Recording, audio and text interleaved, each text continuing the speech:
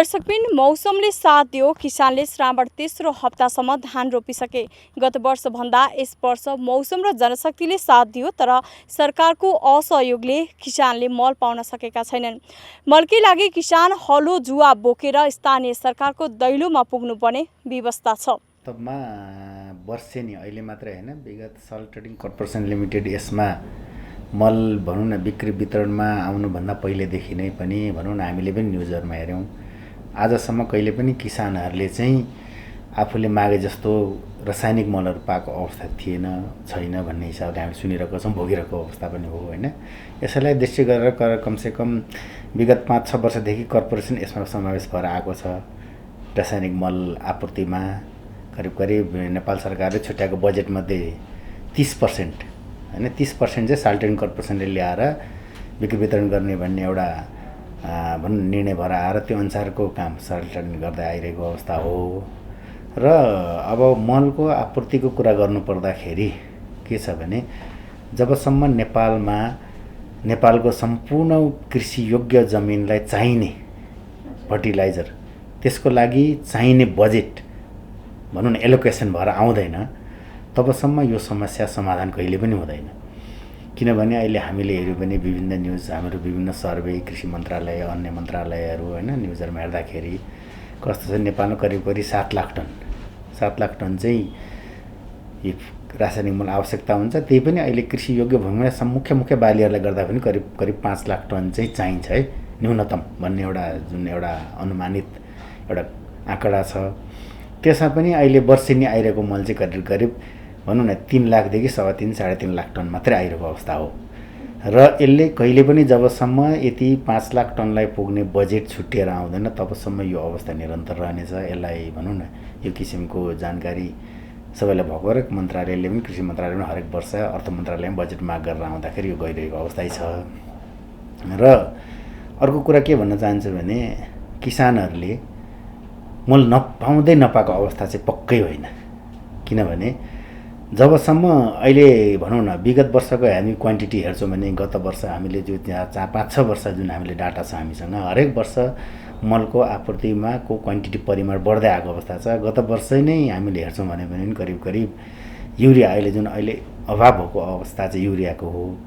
Urea मात्र पनि हामीले गत वर्षभन्दा करिब 20,000 टन बढी यही गत आर्थिक वर्ष पनि असार माससम्म हामीले बिक्री गरेकै अवस्था हो। तर पनि गत वर्षभन्दा पनि करिब गत वर्ष 53,000 टन हामीले हाम्रो 30% खामेको बिक्री गरेको थियौँ, करिब अहिले 74,000 टन त हामीले बिक्री गर्यौं। तै पनि पुगेन, 20,000 टन बढी बिक्री गर्यो तै पनि पुगेन भन्नुको अर्थ अघि मैले भनिहालेँ। जसमा कृषकहरूलाई भनौँ न मागे जतिको र नेपालमा कृषि प्रधान देश भएकोले कृषि योग्य भूमिलाई चाहिने फर्टिलाइजर जबसम्म पुरा भने बजेट एलोकेसन हुँदैन, यो अवस्था रहिरहन्छ। हामीले आएको फर्टिलाइजरलाई चाहिँ वर्षले जस्तो क्यालेन्डरै बनाएर, यसमा हरेक समयमा हामीले मिडियामा सुन्छौँ क्यालेन्डर बनेन, यस्तो बनेन भनेर सुन्छौँ, तर त्यसमा कुनै पनि सत्यता छैन।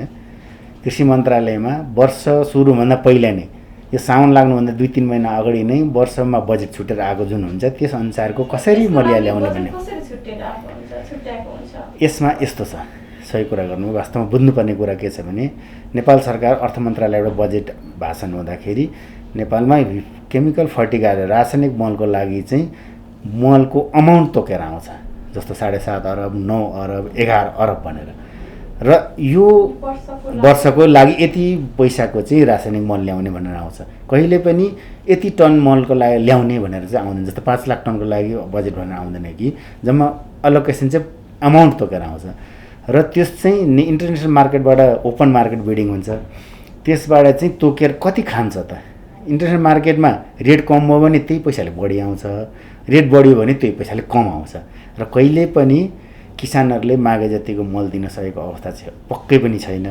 तर पनि यो मललाई चाहिँ आएको मललाई चाहिँ दामासाइले सबैलाई कमसेकम पुग्ने हिसाबले सबैलाई मिलाएर वितरण गरिरहेको अवस्था हो। यो वर्ष कति अमाउन्ट आएको छ मलको लागि?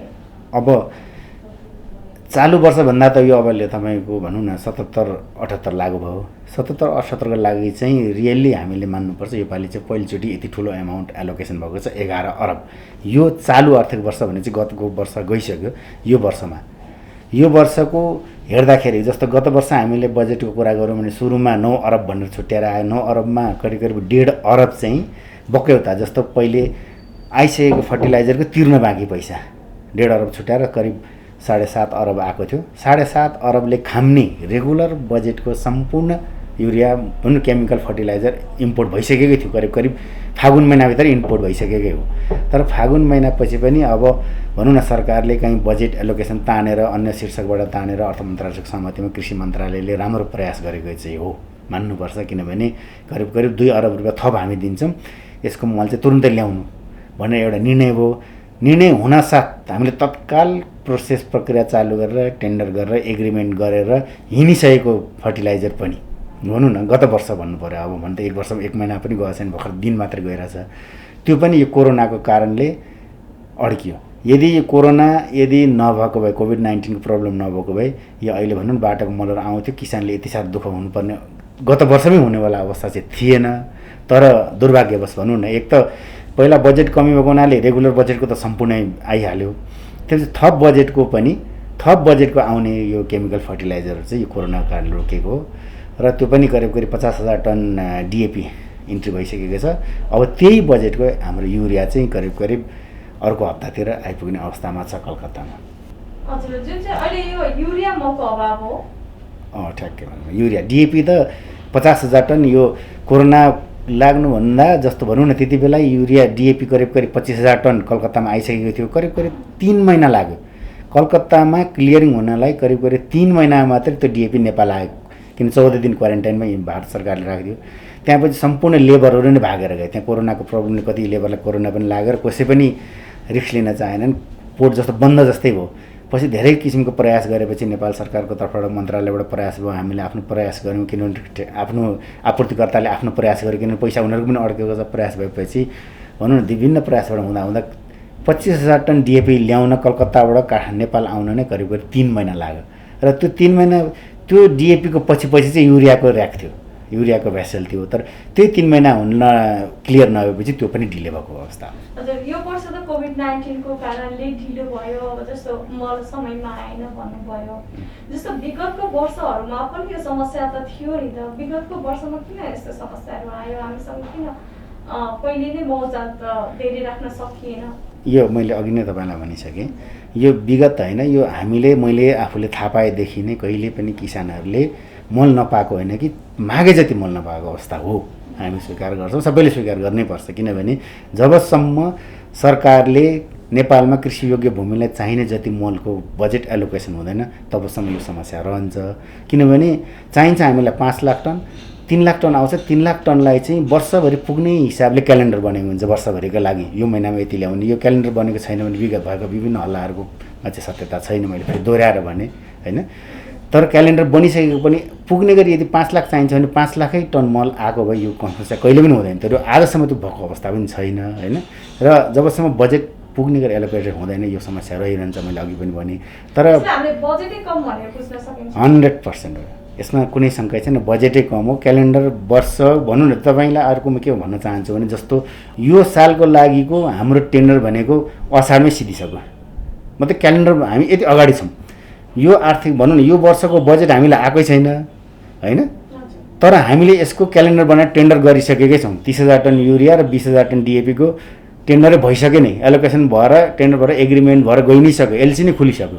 मतलब हामी कहिले पनि पछि छैनौँ। त्यो चाहिँ किनभने यो बेलामा आउनुपर्छ भनेर क्यालेन्डर बनिसकेको हुन्छ कृषि मन्त्रालयमा सबैले। किनभने हामी आफूले मात्र बनाउने होइन, हामी जस्तो हामीले कृषि सामग्री कम्पनीले आफ्नो बनाएर मन्त्रालयमा पेस गरेर मन्त्रालयले पास गर्ने हो त्यो। किनभने हाम्रो बजेट यति छ, यो मल यो सिजनमा चाहिन्छ, यसलाई यसो यो सिजनमा ल्याउने भनेर उहाँबाट छुट्टेको हुन्छ। यो क्यालेन्डरै हुन्छ भनौँ न। यो नयाँ वर्ष भर्खर सुरु भयो, तर यसको लागि हाम्रो टेन्डर भएर एग्रिमेन्ट भएर मल हिँडि नै सक्यो त्यहाँबाट भनेपछि यो कहिले पनि क्यालेन्डर पछि परेको छैन। यसलाई चाहिँ सरकारले भनौँ न यो यस्ता किसिमको समस्याले भन्नुपर्दा यो वर्ष मान्नुपर्छ। यो वर्ष यदि अन्य कुरा यथावत रहेमा यो वर्ष चालु वर्ष भन्नु पर्यो। अब किसानहरूले मागे जतिको फल पाउने अवस्था चाहिँ छ है। किनभने सुरुमै अर्थ मन्त्रालयबाट 11 अरब रुपियाँ बजेट छुटेर आएको छ, ऐतिहासिक पनि हो। यसले करिब आजकै मार्केट रेट भइरहेको अवस्था भयो भने करिब 4.5 लाख टन मल आउने सक्ने अवस्था छ। र भनौँ न यदि इन्टरनेसनल मार्केट यही अवस्थामा रहेमा र आउने अवस्था छ यो वर्ष चाहिँ चालु वर्षमा चाहिँ त्यस्तो अभाव नहोला। अहिले साल ट्रेडिङ कर्पोरेसनसँग मौजदात कति छ? अब अहिले साल ट्रेडिङ कर्पोरेसनको मौजदातको कुरा गर्नुपर्दा करिब हामीसँग 2200 टन जति युरिया अझै पनि छ हैन।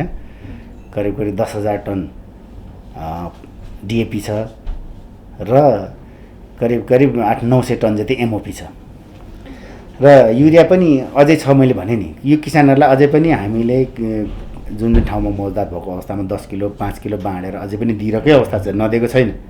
नपाएको चाहिँ होइन मैले भने, तर मागे जति कुनै पनि किसान दाजुभाइहरूले पाउनुभएको अवस्था चाहिँ छैन। साल ट्रेडिङ कर्पोरेसनसँग यो वितरणलाई चुस्त बनाउनको लागि के योजनाहरू छ? अब यो वितरण चुस्त बनाउनुलाई के म एउटा कुरा भन्न चाहन्छु भने तपाईँहरूलाई साल ट्रेडिङ कर्पोरेसन लिमिटेडले विगत 6 वर्षदेखि मात्रै यो रासायनिक मलको कारोबार गरेको हो। साल ट्रेडिङ कर्पोरेसनसँग आफ्नै नेपालभरि नै धेरै ठुलो आफ्नो भनौँ भौतिक संरचना सबै भएको अवस्थामा नेपाल सरकारले चाहिँ नेपाल सरकारमा तत्कालीन मन्त्री परिषदले चाहिँ भनौँ न यसको आफ्नो संरचना राम्रो छ, यसको भनौँ न इन्फ्रास्ट्रक्चर सम्पूर्ण भौतिक संरचनादेखि लिएर स्टाफ म्यानेजमेन्ट राम्रो भएको हुनाले नै 30% चाहिँ सरकारले दिएको अवस्था एक हो। दोस्रो के छ भने तर भौतिक संरचनाको साथसाथै यसमा नेपाल सरकारले फर्टिलाइजर बिक्री गर्ने चाहिँ आफ्नै एउटा नीति निर्देशिकाहरू छ, किनभने यो अनुदानित हो।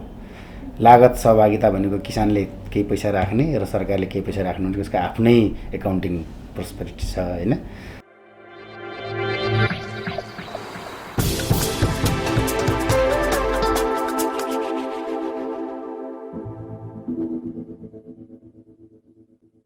एकातिर कोभिडको मारमा आम नेपाली कृषि क्षेत्र परिरहेको सन्दर्भ छ र आम किसानहरू त्यसबाट पीडित बनिरहेको सन्दर्भमा अहिले नेपालको मुख्य खाद्यान्न बाली धानको चाहिँ लगाउने मुख्य समय हुँदै गर्दा यतिखेर मल र बिउ जस्ता एकदमै आधारभूत उत्पादनका सामग्रीहरू पनि सहज रूपमा आपूर्ति हुन नसक्दाखेरि किसानहरू दोहोरो मारमा परिरहेका छन्।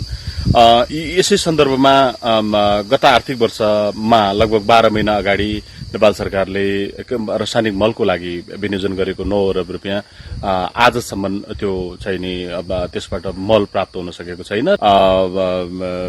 त्यो अवस्थामा चाहिँ सरकार कोभिडलाई 3 महिना अगाडि सुरु भएको कोभिडलाई दोष दिएर यो चाहिँ मल आपूर्ति गर्न नसकिएको एक खालको नपत्याउँदो ढाँट गरिरहेको छ।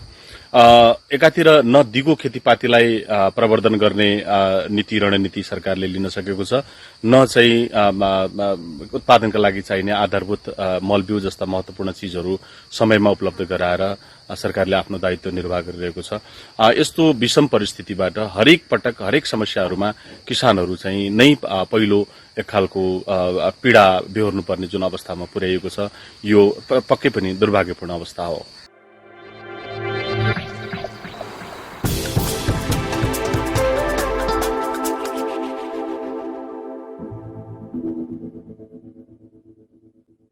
अहिले प्रत्येक किसानको घर घरमा अहिले मल खाद पुगिसक्नुपर्ने अवस्था हो, तर अहिले पनि किसानको घरमा किसानको खेतमा मल खाद आइपुगेको छैन। यो समस्याले गर्दा किसानहरू निकै मर्कामा परेका छन्। यसले गर्दा के देखाउँछ भने आगामी वर्षको जुन यो उत्पादन क्षमता हो, किसानहरूले जति उत्पादन गर्नुपर्ने हो मल खाद नपाएकै कारणले यो उत्पादनमा ह्रास आउने सुनिश्चित छ। र अहिलेसम्म खास गरेर वितरक संस्थाहरू, विभिन्न सहकारी संस्थाहरू, साल ट्रेडिङले जुन जिम्मा लिएको छ, यिनी सङ्घ संस्थाहरूले किसानको घर घरमा जसरी यो मल खादहरू पुर्याउनु पर्ने हो, अहिलेसम्म ती किसानहरूको घरमा ती मल खादहरू आइपुगेका छैनन्।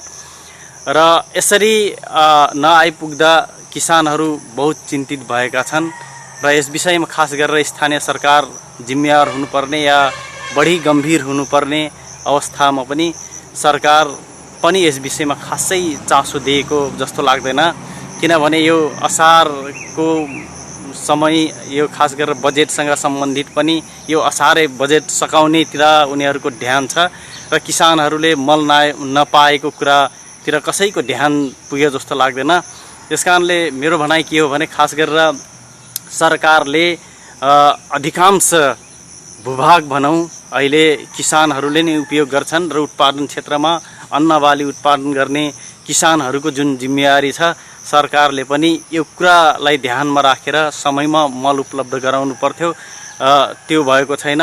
दशकभर हाम्रो भनाइ के हो भने सरकारले समयमा मल उत्पादन गरोस् र किसानले पनि आफूले सोचे जस्तो धान उत्पादन गर्न सकुन् भन्ने मेरो भनाइ।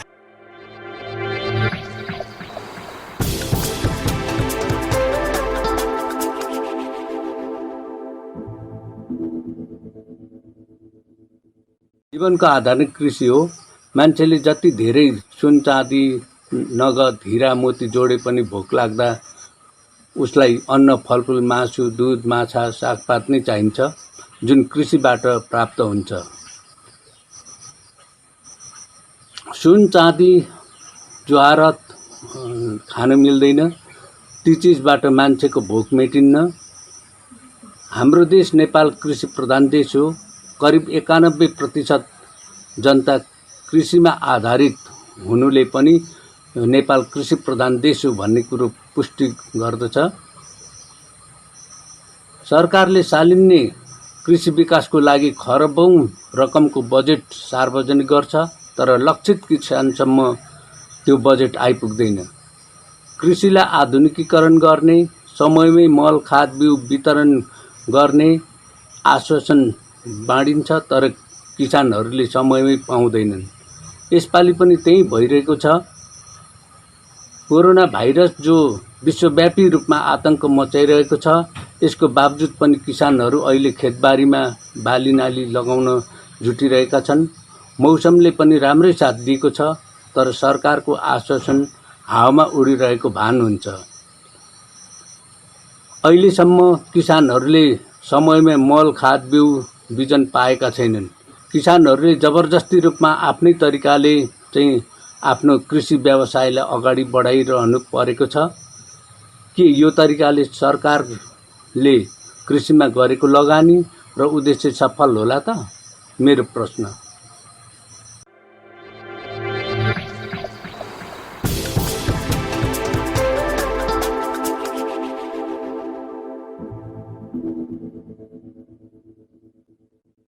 यो रासायनिक मलको अभाव हुँदा कृषकहरू समस्यामा परेका छन् र प्रत्येक वर्षायाममा धानको बिउ राख्ने र रोप्ने बेलामा किसानहरूले यस्तो समस्या भोगिरहनु परेको छ। यसको कारण के होला सर?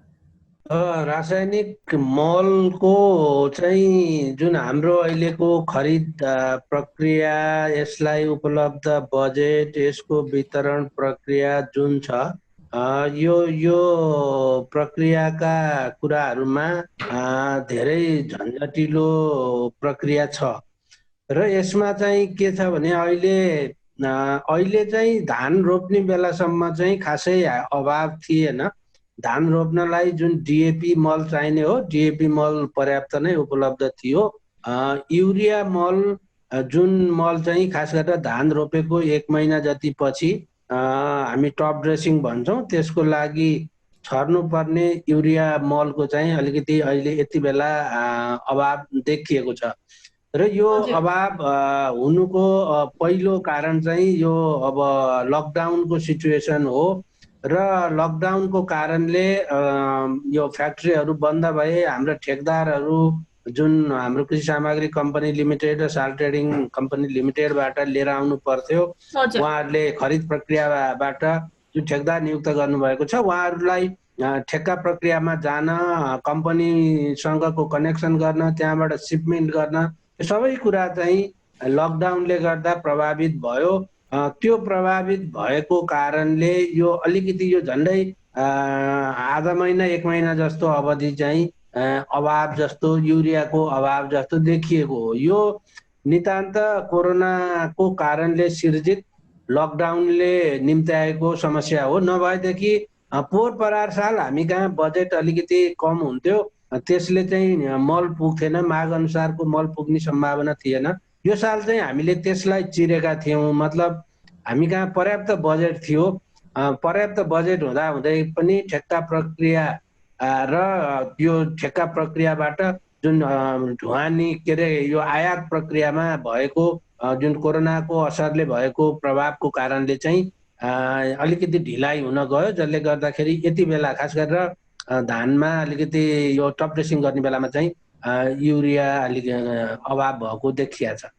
हजुर, पर्याप्त बजेट थियो भन्नुभयो यहाँले, कति जति बजेट छुट्याएको थियो? अनि यसमा हामीसँग राम्रै बजेट थियो।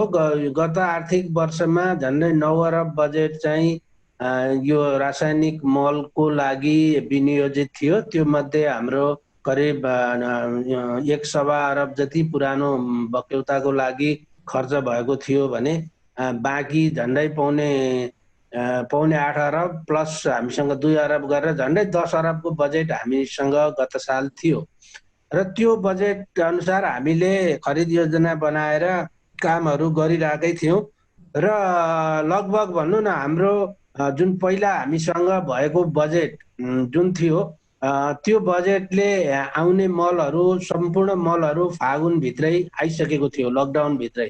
र यो जुन 2 अरब हाम्रो पछि थप भएको बजेट हो यो पुसतिर, र त्यो थप भएको बजेटको मल चाहिँ ल्याउनलाई त्यसको खरिद योजना बनाएर त्यसबाट टेन्डर गरेर ठेक्का प्रक्रियामा लाँदाखेरि त्यसको चाहिँ जुन प्रक्रिया हुन्थ्यो त्यो प्रक्रियामा अलिकति ढिलाइ हुन गयो, जसले गर्दाखेरि हामीले असारको आधाआधीमा अथवा असार मसान्तभित्र ल्याइसक्न पर्ने मलहरू अब साउनको अन्तिममा पुगेको छ। झन्डै 1 महिना चाहिँ हामीलाई चाहिँ यसले अलिकति अप्ठ्यारो अभावको स्थिति चाहिँ सिर्जना गरायो।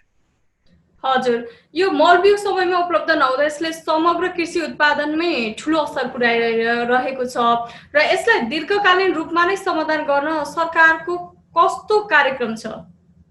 होइन, बिउको छुट्टै पाटो हो, मलको छुट्टै पाटो छ होइन। मलको कुरामा के हो भने यो नितान्त अहिले कोरोनाबाट सिर्जित समस्याले ल्याएको कुरा भयो र समग्रमा मलको बिउको कृषि उत्पादनमा ठुलो भूमिका हुन्छ, त्यसमा कुनै दुविधा भएन। तर यो अहिले हाम्रो यो मल आएन भन्नुको अर्थ अब कहिले नि नआउने भयो भन्ने अर्थ होइन। हाम्रो चाहिँ अब अहिले ढिलो भएको हो, पहिलो टप ड्रेसिङमा अलिकति ढिलो भएको छ र त्यो ढिलो हुँदा पनि हामीले चाहिँ कृषकहरूलाई के जानकारी गराइरहेछौँ भने जस्तै पर्याप्त मात्रामा डिएपी मल राखेका किसानहरूलाई यो टप ड्रेसिङ नगर्दा पनि हुन्छ। दोस्रो कुरा चाहिँ अब त्यसका प्राङ्गारिक पाकेका राम्ररी पाकेका मलहरू अथवा गडेउला मलहरू पनि प्रयोग गर्न सकिन्छ, ती कुरा पनि हामीले अहिले भनेका छौँ। यसको मतलब के हो भने हामी लगभग भदौको पहिलो हप्ताबाट हामीसँग युरिया मल हुने सम्भावना छ र त्यो सम्भावना भएपछि चाहिँ त्यसपछि चाहिँ फेरि नियमित रूपमा हाम्रो मल आउने सम्भावना अहिले देखिया छ। त्यही भएर यो एकचोटिको टप ड्रेसिङमा अलिकति असर गर्दाखेरि उत्पादनमा ठुलो असर गर्ने भन्ने कुरा त हुँदैन, तर केही न केही काहीँ न काहीँ यसको असर चाहिँ पर्छ नै। यो विगतको अहिले त कोभिड-19 को कारणले गर्दा मलको अभाव भन्नुभयो र विगतको वर्षहरूमा पनि यस्तै समस्याहरू थियो जहिले पनि, र यसलाई हामीले कसरी भने विगतको वर्षमा अब यसको लागि बजेट नै कम आएको हुनाले त्यो समस्याहरू आएको हो भनेर हामीले बुझ्न सक्छौँ। विगतमा चाहिँ यसको बजेट कम हुने समस्या थियो। हामीसँग 4 अरब 5 अरब बजेट हुन्थ्यो, त्यसले चाहिँ 2-2.5 लाख मेट्रिक टन जस्तो मात्रै आउने अनि हाम्रो माग चाहिँ करिब 8 लाख मेट्रिक टन छ भन्छौँ हामी होइन।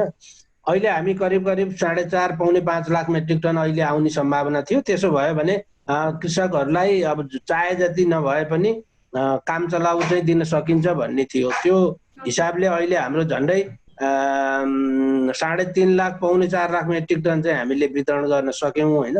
बाँकी चाहिँ अलिकति रह्यो र यो आर्थिक वर्षमा त्यो आउँछ। त्यसो हुँदाखेरि चाहिँ आगामी वर्षदेखि हामीले बजेट पनि बढाएको छ, तपाईँहरूलाई थाहा छ 11 अरब बजेट छ। हामीले वितरण प्रक्रियालाई नै अलिकति सुधार गर्ने प्रयास गरेका छौँ। तेस्रो कुरो चाहिँ आयातका प्रक्रियाहरूमा नि केही सुधारहरू गर्ने प्रयास गरेका छौँ। त्यसो भएको हुनाले आगामी वर्षदेखि चाहिँ सम्भवतः यो समस्या हुँदैन होला। सरकारले कृषिमा आधुनिकीकरण गर्ने भनेर प्रत्येक वर्ष बजेट छुट्याए पनि अझै राम्रो कृषि क्षेत्र परम्परागत रूपमा चलेको छ र सरकारका नीति र योजना कार्यान्वयन हुन नसक्नुको पछाडि के कारण छ? होइन, कार्यान्वयन भएन भन्ने त होइन। कार्यान्वयन नीति योजना कार्यान्वयन भइरहेको पनि छ, त्यो अनुसारको त्यसको उपलब्धिहरू देखिरहेको पनि छ, नदेखिएको पनि होइन। उयो हामीले चाहे जस्तो सबै त्यो हामीले चाहेकै जस्तो नभएको परिस्थिति छुट्टै हो होइन। हाम्रो जनसङ्ख्या जुन रूपमा बढेको छ, कृषिप्रतिको जुन हाम्रो समाजमा कृषिप्रतिको जुन विकर्षण छ युवाहरूमा, ती कुराहरू यावत कुराहरू जोडिन्छ र हाम्रा नीति नियमहरूले उपलब्धि नदिएका भन्ने त होइन। त्यो कार्यान्वयनमा अलिकति काहीँ समस्याहरू छन्। जस्तै अहिले पछिल्लो समयमा हाम्रो सङ्घीय संरचनामा जाँदाखेरि हाम्रो कृषिको संरचनाहरू 3टा निकायमा बाँडिँदाखेरि त्यस बिचमा कार्यान्वयनमा समन्वयमा त्यसमा अलिकति केही समस्याहरू देखिया छन् पछिल्लो समय र ती कुराहरू अब बिस्तारै हामी चाहिँ मिलाउँदै जानुपर्ने कुराहरू छ। हाम्रो देशमा धेरै जनशक्ति कृषिमा लागे पनि यसलाई व्यावसायिक रूपमा नगर्दा उपलब्धिहरू न्यून छ। कृषि प्रधान मुलुक भए पनि धेरै कृषि उपजमा परनिर्भरता रहेको छ र यसलाई न्यूनीकरण गर्न सरकारको कार्यक्रम के रहेको छ? यो सरकारले भन्दा पनि हामी सबै जनस्तरबाटै सोच्ने कुरा हो यो होइन। तपाईँले आफ्नो ठाउँमा खेती गर्नुभयो, मैले मेरो ठाउँमा खेती गरेँ, आफ्ना जग्गाहरू बाँझो राखिएन सबैले, अनि त्यही अनुसारको काम गरियो भने यो परनिर्भरता घट्ने हो। सरकारले मात्रै सबै थोक गरेर हुन्छ भन्ने कुरा पनि होइन। नीतिगत रूपमा यसका कार्यक्रमहरूले सपोर्ट गर्ने, नीतिगत सपोर्टहरू गर्ने, त्यसका उत्पादन व्यवस्थाहरूमा, बजारीकरणका व्यवस्थाहरूमा, आयात निर्यातमा राज्यले नीतिगत सहयोग गर्ने र कार्यक्रमका हिसाबले सहयोग गर्ने एउटा पाटो हो। तर हामी सबैले त्यसमा ध्यान दिएनौँ भने जनस्तरबाट पनि यसमा चाहिँ धेरै भूमिकाहरू जनस्तरबाट पनि हुन्छ, हामी सबैको भूमिका हुन्छ। त्यो हामी सबैले आफ्नो आफ्नो ठाउँबाट, सरकारले सरकारको ठाउँबाट, हामीले हाम्रो ठाउँबाट काम गऱ्यौँ भने यो परनिर्भरता हटाउन सकिन्छ जस्तो लाग्छ। हजुर, यो अहिले युवाहरू स्वदेश फर्कने सम्भावना देखिन्छ र यस्तो अवस्थामा उनीहरूलाई कृषिमा आकर्षित गर्न सरकारका कस्ता योजना छन्? अब सरकारको त धेरै खाले योजनाहरू छ यसमा। राष्ट्रिय योजना आयोगबाट, श्रम मन्त्रालयहरू, अरू मन्त्रालयहरूबाट पनि, हाम्रा प्रदेश मन्त्रालयहरूबाट पनि धेरै खालका कार्यक्रमहरू यसमा योजनाहरू नीतिहरू बन्दै गरेका छन्, बनेका छन्। कृषिको मात्रै कुरा गर्दाखेरि चाहिँ त्यसरी फर्केर आउने मध्येका केही प्रतिशत कृषिमा बस्नु होला भन्ने हाम्रो कुरा हो। त्यो हिसाबले हामीले चाहिँ कृषिमा खास गरेर तपाईँले सुन्नुभयो होला, जग्गा माथिको पहुँच, उनीहरूलाई प्रविधि माथिको पहुँच, उनीहरूलाई पुँजी ऋण माथिको पहुँचहरूका कुरा, यी कुराहरूमा सहजीकरण गर्ने कुराहरू छन्। उनीहरूलाई अलिकति स्टार्टअप ग्रान्ट भन्छौँ हामी, केही सुरुवात गर्नका लागि केही अनुदानका कुराहरूका नीतिहरू, त्यसका कार्यक्रमहरू छन् र बजारीकरणका लागि सरसहयोग गर्ने हामीले न्यूनतम समर्थन मूल्यका कुरा गरेका छौँ र उनीहरूलाई तालिम दिने कुराहरू, यी यावत कुराहरू जोडिएर जान्छ। एउटै कार्यक्रम भन्दा पनि धेरै निकायले धेरै थरी कार्यक्रमहरू गरेको हुन्छ र अहिलेको पछिल्लो समयमा चाहिँ त्यो एउटा महत्त्वपूर्ण कार्यक्रमको रूपमा धेरैजसो निकायहरूबाट भइरहेको अवस्था छ। हजुर, यो पछिल्लो समय कृषि योग्य जमिनमा बस्ती विकास निरन्तर रूपमा भइरहेको छ। यसलाई न्यूनीकरण गर्न सरकारले के नीति लिएको छ? अब कृषि योग्य जमिनमा बस्ती विकास भनेको यो धेरै पुरानो समस्या हो। यसका हाम्रा अहिले भूमि ऐनहरू पनि बनेको छ, त्यसको भूउपयोग नीति बनेको छ, भूउपयोग ऐनहरू बनेको छ होइन। त्यसपछि नीतिगत रूपमा पालिकाहरूले पनि आफ्ना कार्यक्रमहरू गर्नु भएको छ होइन। त्यसले व्यवस्थित गर्ने हो। ठाउँ ठाउँमा अब पालिकाहरूले पनि त्यसलाई सरसहयोग गर्नु भएको छ। अब राज्यले नै कानुन लगाउन सक्ने अवस्था चाहिँ अब यो सम्पूर्ण अब जनस्तरबाट र स्थानीय स्तरका निकायहरूबाट नि त्यसमा सरसहयोग भयो भने हुने हो र जुन भूउपयोग ऐन छ त्यो ऐन कार्यान्वयनमा आउँदाखेरि यो खाली समस्या हुँदैन होला भन्ने लाग्छ। हजुर, यो उत्पादित वस्तुको बजारीकरण राम्रो नहुँदा कृषकले सस्तो मूल्यमा बेच्नु परेको गुनासोहरू आइरहेको छ र तर उपभोक्ता भने महँगो मूल्य तिर्न बाध्य हुनु परेको छ र यस्तो अवस्थामा कसरी जनशक्ति कृषि क्षेत्रमा आकर्षित होला नि त? कृषि उत्पादनको बजारीकरणमा केही समस्याहरू देखिएको तपाईँ हामीले सुनेकै छौँ। बजार किसानले अलिक कम पाउने र उपभोक्ताले अलि बढी पाउने। त्यसो भएको हुँदाखेरि हामीले अब आगामी दिनहरूमा चाहिँ कृषकहरूकै बजारहरूलाई व्यवस्थित गर्ने, कृषि सहकारी कृषक समूहहरूलाई नै ठुला बजारहरूमा पहुँच दिने र कृषकहरूका वस्तुहरूको न्यूनतम समर्थन मूल्य स्थापित गर्ने, जसले गर्दा किसानहरूले एउटा बजारमा फाल्न नपर्ने अवस्था सिर्जना होस्। यस्ता खालका नीतिहरू हामीले लिएका छौँ। बजारका पूर्वाधारहरू चाहिँ बन्दैछन्, बनिरहेकै पनि छन्। प्रत्येक पालिकामा बजारका पूर्वाधार हुन्, त्यहाँनिर उत्पादन भएको चिज चाहिँ बजारको सङ्कलन केन्द्र अथवा त्यो बजारमा आओस्, त्यहाँबाट सङ्कलन भएर ठुला बजारहरूमा आउन् र उपभोक्तामा जाउन् भन्ने खालको यो नीतिगत रूपमा त्यसरी काम भइरहेको छ। र अब बिस्तार चाहिँ हाम्रा उत्पादनहरू चाहिँ बजारमा चाहिँ सहज रूपमा आउने र त्यो उत्पादनहरू उपभोक्ता कहाँ चाहिँ अब धेरै मूल्य नभइकन एउटा जायज मूल्यमा, किनभने यो बिचौलियाहरू अथवा जो मिडलम्यान जुन भन्छौँ हामी, उहाँहरू पनि चाहिन्छ बजारको लागि। र जायज मूल्यमा चाहिँ उपभोक्ताले पनि पाउन् र किसानको पनि जायज मूल्य आओस् भन्ने हिसाबले यो 2-4वटा कुराहरूमा हामीले काम गर्दैछौँ। त्यसो भयो भने यो अहिले तपाईँले भनेको समस्या चाहिँ समाधान होला भन्ने लाग्छ। र त्यसभन्दा थप चाहिँ अलिकति अब हाम्रो वाणिज्य तथा उपभोक्ता हित विभाग छ, जुन उद्योग वाणिज्य मन्त्रालय अन्तर्गत, त्यहाँबाट पनि नियमित रूपमा बजारको अनुगमन हुने, नियमन हुने कामहरू भइरहेको हुन्छ र त्यसले पनि यो खालको व्यवस्थालाई सहयोग गर्छ, जसले गर्दाखेरि चाहिँ बजारीकरण गर्न सजिलो हुने र उपभोक्ताले जायज मूल्यमा पाउने अवस्था सिर्जना हुन्छ। त्यो अवस्था आउला भन्ने लाग्छ निकट भविष्यमा। र मलको अभाव भयो भनेर जुन जति पनि गुनासो गर्नुभएको कृषकको लागि के भन्न चाहनुहुन्छ? मलको अभाव अब धेरै दिन हुँदैन भन्ने हामीलाई लाग्छ। अहिले अब यति बेला अभावै छ। यति बेला चाहिँ मेरो अनुरोध के हुन्छ भने कृषकहरूले आफ्नो बाली, खास गरेर धान, अरू अहिले धेरै बालीहरू छैन फिल्डमा, धान बाली छ खास गरेर मल चाहिने।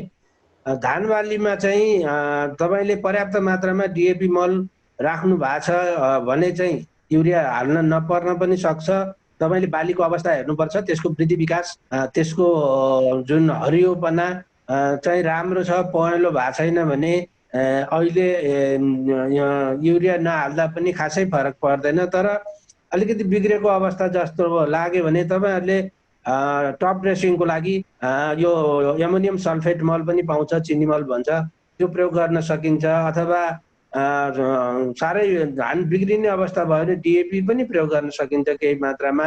त्यसपछि अथवा अब यो प्राङ्गारिक मलहरू, राम्ररी पाकेको गोबर मल हुनसक्छ अथवा गडेउला मल, भर्मी कम्पोस्ट भन्छौँ हामी, तिनीहरू पनि प्रयोग गर्न सकिन्छ। त्यसले पनि केही मात्रामा बाली धान बालीलाई राम्रो गर्छ। अनि त्यसपछि पछि युरिया आउँछ। युरिया भदौदेखि युरिया उपलब्ध हुने सम्भावना देखिया छ। त्यसो भयो भने चाहिँ पछि युरिया हाल्न सकिन्छ। र पुरै अब धानको अवस्था एकदमै राम्रो अवस्था हुँदाखेरि धेरै हात्तिनु पर्दैन। पहेँलो हुन लाग्यो भने मात्रै अन्य विकल्पहरूको बारेमा चाहिँ सोच्नुपर्छ भन्ने मेरो चाहिँ एउटा प्राविधिक सुझाव छ। दर्शकबिन, सरकारले कागजमा समृद्धिका कुरा गर्छ, समृद्धिको आधार कृषि नै हो भन्छ, बजेट पनि विनियोजन गर्छ। बजेटले 60 लाख मेट्रिक टन धानको सपना बाँड्छ, तर त्यही धानका लागि चाहिने मल पुर्याउन सक्दैन। सरकारी लापरवाही र किसानको व्यवस्थाले चालु आर्थिक वर्षमा धानको उत्पादन ह्वात्तै घट्ने पक्का छ। कोरोनाले जर्जर बनेको अर्थतन्त्र झनै थिलो हुनेछ। यसर्थ सरकारले किसानलाई समयमै मल उपलब्ध गराउन जरुरी छ। बिजनेस प्लस टेलिभिजनका लागि क्यामेरामा सञ्जय डङ्गोलका साथ ज्योति पौडेल, काठमाडौँ।